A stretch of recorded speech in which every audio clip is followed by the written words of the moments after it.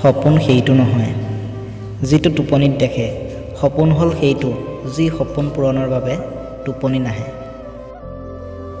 তুমি যদি তোমাৰ কামক চেলুট কৰা, তেনেহ'লে কাকো তোমাৰ চেলুট কৰিব নালাগে। আৰু যদি তুমি তোমাৰ কামক অসন্মান কৰা, তেনেহ'লে সকলোকে চেলুট কৰিব লাগিব। জীৱন আৰু সময় পৃথিৱীৰ শ্ৰেষ্ঠ শিক্ষক। জীৱনে শিকায় সময়ক সঠিকভাৱে ব্যৱহাৰ কৰিবলৈ, আৰু সময়ে শিকায় জীৱনৰ মূল্য দিবলৈ।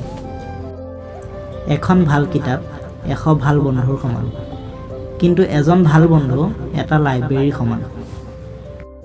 সফলতাৰ কাহিনী নপঢ়িবা, কাৰণ তাৰ পৰা অকল কাহিনীটোৱেই পাবা। ব্যৰ্থতাৰ কাহিনী পঢ়িবা, তেনেহ'লে সফল হোৱাৰ উপায় পাবা। ছাত্ৰ জীৱনত মই বিমানৰ পাইলট হ'ব বিচাৰিছিলোঁ, কিন্তু সেই সপোন পূৰণ নহ'ল, হৈ গ'লো ৰকেট বিজ্ঞানী। সেইজন ভাল শিক্ষাৰ্থী যিয়ে প্ৰশ্ন কৰে, প্ৰশ্ন নকৰিলে কোনেও শিকিব নোৱাৰে। শিক্ষাৰ্থীবোৰক প্ৰশ্ন কৰাৰ সুযোগ দিব লাগিব। 3জন মানুহে পাৰে এখন দেশ বা এটা জাতিক পৰিৱৰ্তন কৰিব। তেওঁলোক হ'ল মা, দেউতা আৰু শিক্ষক। প্ৰতিদিনে এই 4টা লাইন মনত ৰাখিব। মই শ্ৰেষ্ঠ, মই কৰিব পাৰোঁ, ঈশ্বৰ মোৰ লগত আছে, মই জয়ী হ'ব পাৰিম। কল্পনাৰ সাগৰত ডুবি নহয়, বাস্তৱতাৰ নৈত সাঁতুৰিব শিকা। তেতিয়াহে জীৱনৰ লক্ষ্যত উপনীত হ'ব পাৰিবা। প্ৰকৃত অভাৱী সেইজন যিজন টকাৰ ধনী হ'লেও মনৰ ধনী নহয়।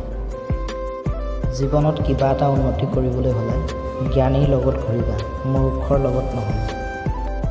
সফল যেতিয়া হ'বা, তেতিয়া আনক সলনি কৰাৰ পৰিৱৰ্তে নিজক সলনি কৰিবলৈ চেষ্টা কৰিবা। তুমি তোমাৰ ভৱিষ্যত সলনি কৰিব নোৱাৰা, কিন্তু তোমাৰ অভ্যাসক সলনি কৰিব পাৰা, আৰু অভ্যাসে তোমাৰ ভৱিষ্যত সলনি কৰিব। ধৈৰ্য দুৰ্বলতাৰ প্ৰতীক নহয়, দুৰ্বলতাৰ প্ৰতীক হ'ল খং। ধৈৰ্য হ'ল শক্তিৰ প্ৰতীক। বিফলতাৰ অবিহনে কোনো মানুহে সফলতা লাভ কৰিব নোৱাৰে। কাৰোবাক হেৰুৱাবলৈ সহজ, কিন্তু কাৰোবাক জয় কৰাটো অত্যন্ত কঠিন।